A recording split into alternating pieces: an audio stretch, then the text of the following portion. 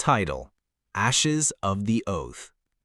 In the twilight of the dying age, when the old gods had turned to silence and the sky bled smoke from the eternal wars below, the world bent beneath the shadow of the demon lord Veil-Zarok, a being forged from the hatred of forsaken realms.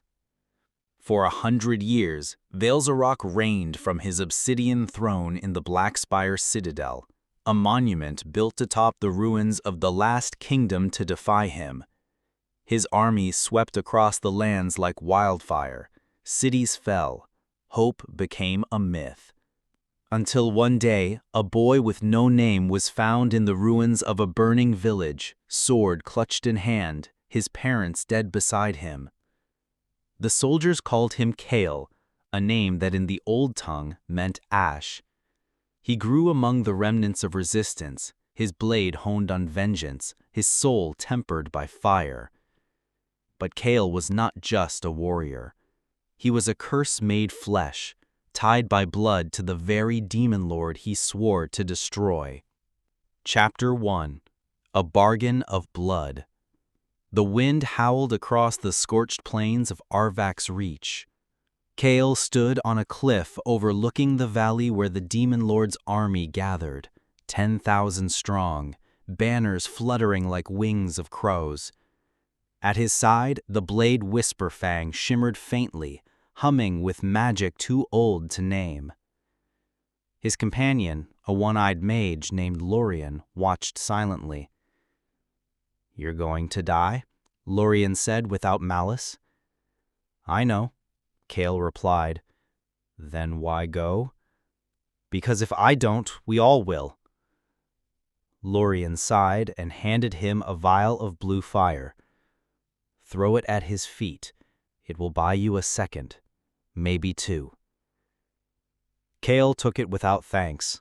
His thoughts were already with the demon lord, the thing that had haunted his dreams, his past, and his very blood.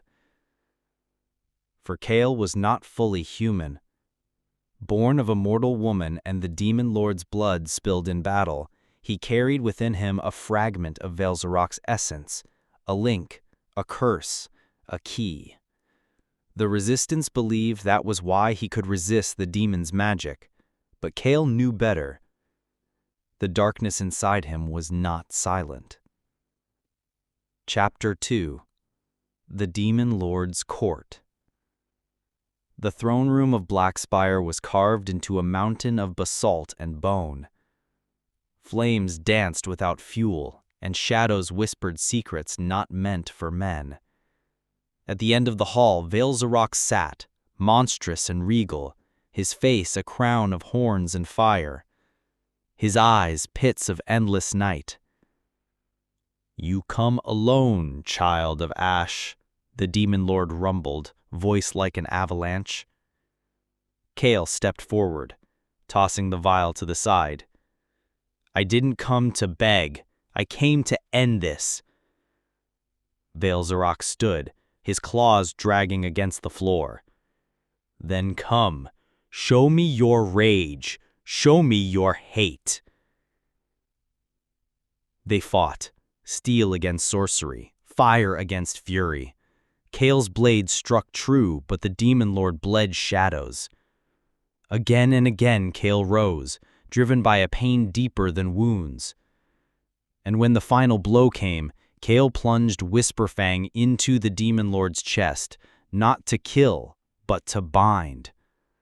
The sword drank, and the room screamed. Kael fell to his knees as the darkness poured into him. He had done what no one else could. He became the demon lord. Years later, in a world reborn under a fragile peace, legends spoke of a new ruler in Blackspire, one who kept the demons at bay and asked for nothing in return.